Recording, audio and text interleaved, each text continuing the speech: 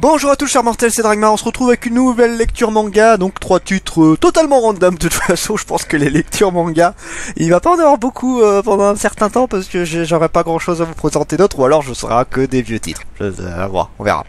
On attaque pour commencer avec Supinuu, donc on en est déjà au deuxième tome, enfin déjà le troisième tome qui arrive, hein. Ça va, la série suit son petit bonhomme de chemin, tout tranquille. Alors Supinuu, qu'est-ce que c'est? Eh bien on suit une sœur et un frère qui sont dans un petit commerce, genre le frère il s'occupe d'une librairie, la sœur s'occupe de vendre des soupes. Voilà, elle fait des belles petites soupes et puis elle les vend.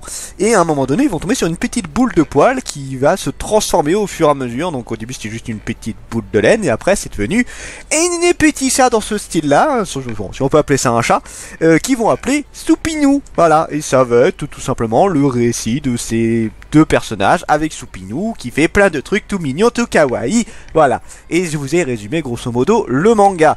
Et bah, ne vous attendez pas à grand chose d'autre, ça tourne principalement autour de ça. Il n'y a pas de grosse histoire, on n'en apprend pas spécialement plus sur Supinuu. Alors, il a quelques évolutions du genre maintenant il est capable de faire tel ou tel truc, mais c'est vite fait, hein, c'est pas des super pouvoirs ou des trucs genre il apprend à parler, il apprend à s'habiller tout seul, c'est un gamin quoi, en gros.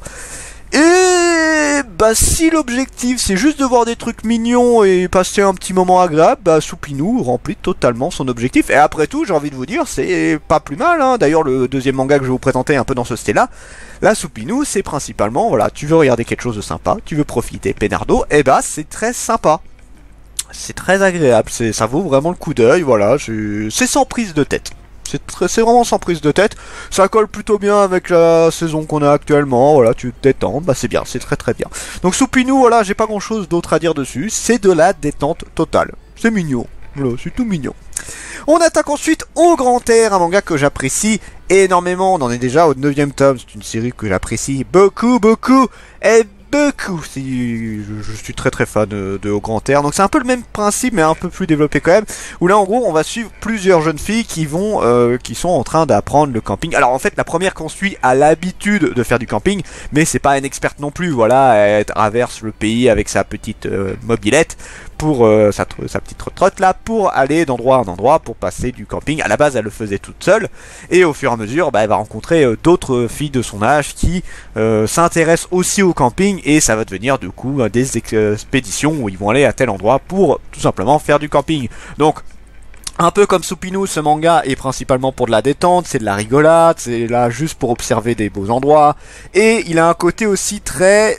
On est là pour te faire un petit peu découvrir le camping quand même, donc on va apprendre des choses par rapport à ça, genre les différents trucs par rapport à faire du feu, comment se faire de la bouffe, les différents types de temples, les différents moyens de pas avoir trop chaud ou trop froid selon les saisons, comment s'occuper, ce genre, enfin bref, c'est un peu un recueil, en fait c'est principalement de l'amusement et de la détente et tu dois avoir 20-30% du manga où c'est un recueil un peu de voilà, si tu veux faire du camping bah voilà, qu'est-ce que tu peux faire pour telle ou telle situation. Donc franchement c'est vraiment très très très sympa, j'apprécie encore une fois énormément Au Grand Air, c'est une bouffée de fraîcheur, tu regardes ça, t'es content, c'est agréable, les personnages sont très marrants, très attachants, il n'y a aucun problème là-dessus. Non franchement tu veux passer un bon moment, bah Au Grand Air c'est cool aussi. Donc voilà, maintenant la série, je sais pas jusqu'où elle va continuer. Si je dis oui, il y a un animé sur celui-là d'ailleurs, un animé sur Grand Air. Donc pareil, c'est un manga que je regarderai très certainement l'animé également. Donc voilà, lisez Au Grand Air, c'est cool. Et on finit avec A Fantasy Lazy Life, où je vais certainement en parler un petit peu plus. Donc c'est un isekai un peu particulier parce que lui se base beaucoup plus sur tout ce qui est politique. Vous savez, on a l'habitude genre de Radio Stindero, Mushoku Tensei, ce genre de manga là. Ou Re:Zero aussi par exemple, où voilà, le héros va avoir des pouvoirs particuliers, ou alors il va avoir une destinée extraordinaire, il va faire plein de choses pour sauver le monde, tout ça. Non, pas du tout pour celui-là. Fantasy Life déroge un petit peu à la règle, mais c'est bien, c'est très très bien de déroger à la règle de temps en temps, ça nous permet de tomber sur d'autres titres très particuliers et très sympathiques. Donc pour résumer rapidement l'histoire, on suit un jeune employé au Japon, tout à fait banal, le cliché absolu.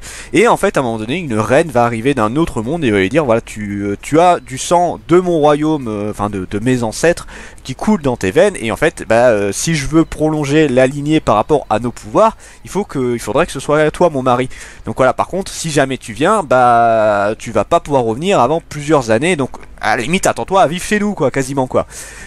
Donc voilà, il avait le choix, soit il restait chez lui bien tranquillement, soit il allait en tant que mari de cette reine, donc techniquement il devenait roi, quoi. Et il a accepté. Et c'est vrai que quand tu vois le début du manga, tu dis, ah ça va être un truc où il va avoir des pouvoirs de malade, il va seulement... Non, c'est de la politique. Principalement, c'est de la politique, c'est gérer un royaume, c'est faire attention à ce qu'il dit parce que il y a d'autres nobles qui veulent essayer d'attirer ses bonnes grâces ou qui veulent essayer de faire trouver des trucs pas bien sur lui pour lui faire porter le chapeau. Mais bref, c'est de la politique, hein, c'est de la traîtrise, on essaie de faire les beaux, on essaie de se rendre intéressant, tout ça. Bref, c'est très sympa.